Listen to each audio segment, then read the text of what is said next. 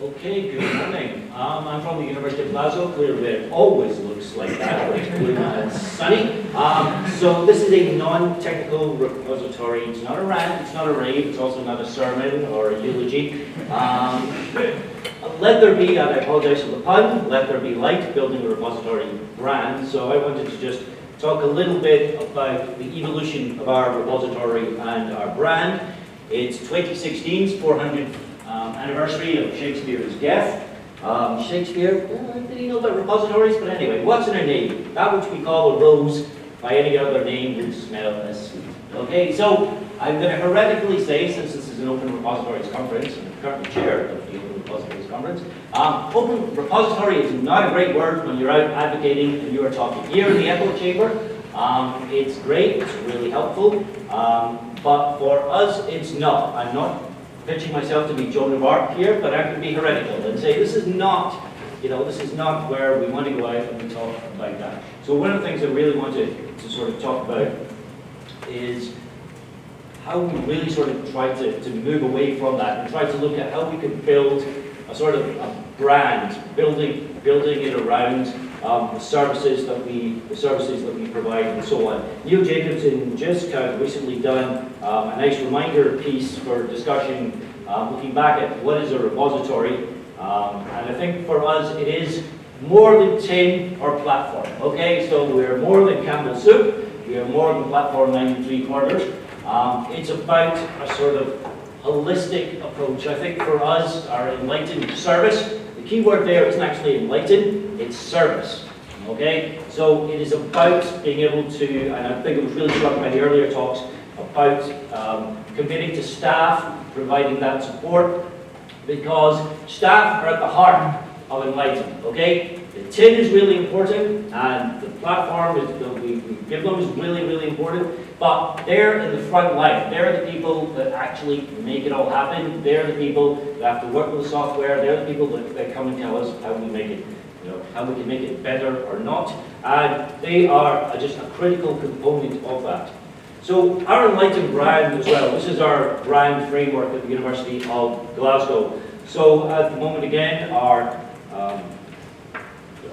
ethos is very much where people inspire people to change the world. Okay? And what better than a repository that reaches out and makes all of our research outputs, our research data, all of our content discoverable. Okay? So we are about our vision to be a world-class university, a world-class, world-changing university. We have passionate, professional, progressive values, and that applies to the repository and to the staff. It's the overarching service.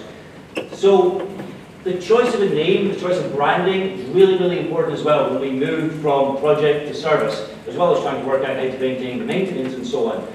Back in 2002, we got some funding from GIST. It was called Daedalus.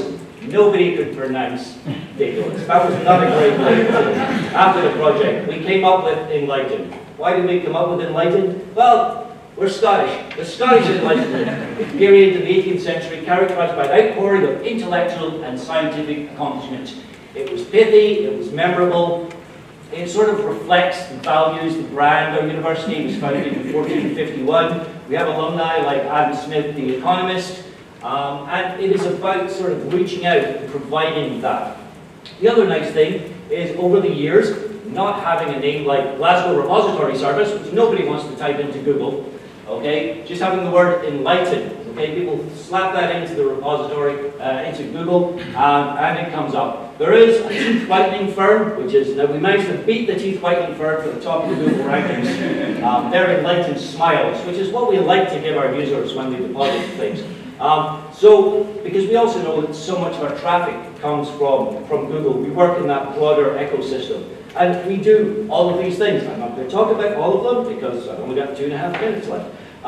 But it's about being able to build that broader brand that helps us pull all of these things together. I remember when we passed our university publications policy, I had the opportunity to be at the University Senate, and in our publications policy, it explicitly talks about Enlighten, okay? And we put that through, and one of our academic colleagues got up, and they started talking about Enlighten.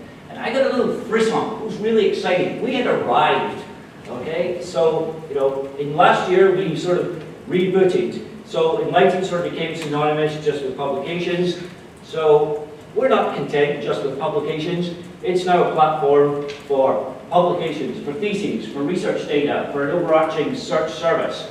It gives us support for open access, for ORCID, for Altmetrics, for dealing with that sort of kind of outreach. It also gives us synergies. So we use ePrints, we have the Bazaar, we use the same common code base, so we can apply lots of different things to it. Our big branding exercise in the last year has really brought us into line with the rest of the university's look and feel.